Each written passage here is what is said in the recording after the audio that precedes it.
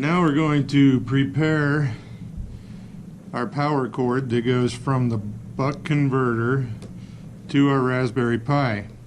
The Raspberry Pi 3B Plus uses a micro USB charging cable.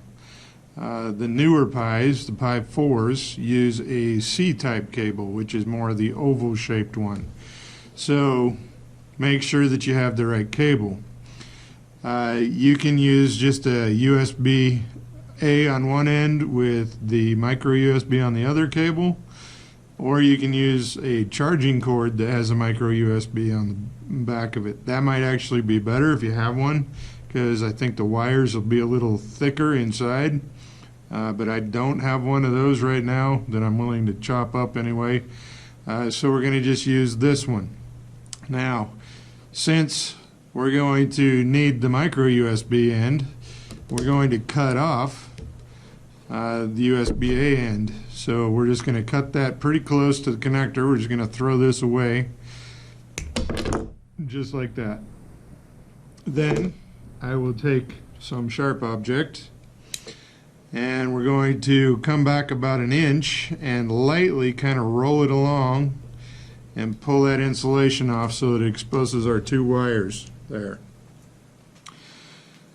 So these are really fine wires. When we're talking wire gauges, we're thinking the bigger the number, the smaller the wire. So 24 gauge or 20 gauge wire is going to be really thin like this, whereas the 16 gauge wire that we were using before is quite a bit thicker. This is pretty typical for wire size on these kind of cables. So again, I'm going to take something kind of sharp and peel that back about a ½ inch, just barely go through there, and I'm going to try to pull that off without going through any of my little copper wires right there. So here's the bottom of my insulation, there's the copper wires. You can see that's not very thick. I'm going to do the same amount roughly on the other side. So again, I'm not hardly pushing at all against the sharp object, okay, or the blade, and I'm just going to kind of pull that, and I want to get those two wires exposed. One of those is our positive and one is our negative, and we're going to just wind those together like we did on the big ones. And we will tin these in a minute. Now these ones we can tin because they're thinner wire, and we'll do that again on this one on the other side and get it ready to tin. Then we'll go ahead and tin that. Then we'll explain how that's supposed to be connected into your Pi and your buck converter.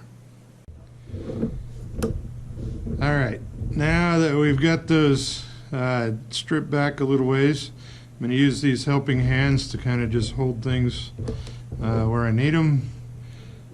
Pull that one over. Hopefully you can see what we're doing. We don't need our mega soldering iron. We can just use one of our little pencil irons. So I've allowed my soldering iron to heat up. I've tinned it just a little, and we're just going to put that right on there and run a bead right up to the top there. That tins our wire. Then we'll do the other side.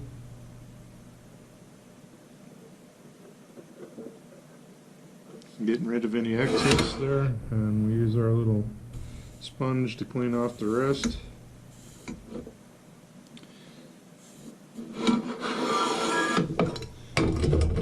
That's it for tinning them. Before we can connect this cable we just modified to our buck converter and then our Pi, we need to make sure the wires are going the right place. Now my wires were both white and I couldn't tell which one was negative or positive. Usually there'll be a red one and a black one, and the red one is positive and the black one is negative. But on mine they're both white. It's the micro USB-B connector, and so I needed to know which is which. If I look at the connector, I looked online and I found this basically pin out. So if I hold my connector upside down this way, Then the pin on the far left is my P1, which is the red or +5 voltage, and the P5 is the one on the far right, and it is black or negative with the ground. Well, when both wires are the same color and you only have one end exposed, how do I know?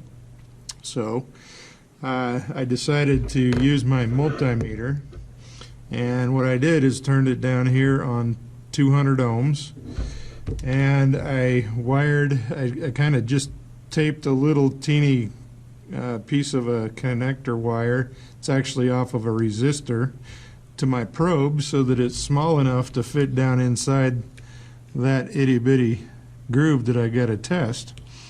So I'm going to hold my negative wire against one of them. It doesn't really matter which one at this point because they're both white.